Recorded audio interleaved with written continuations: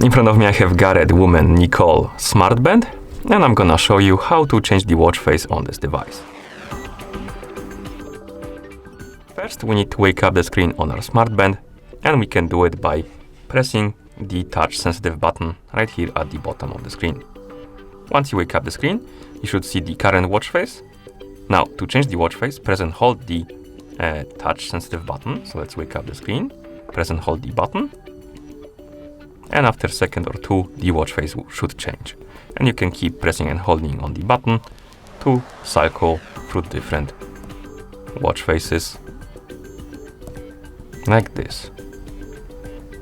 And once you're done, you can simply release the button, and that's how you change the watch face on this smartband. Thank you for watching. If you found this video helpful, please consider subscribing to our channel and leaving the like on the video.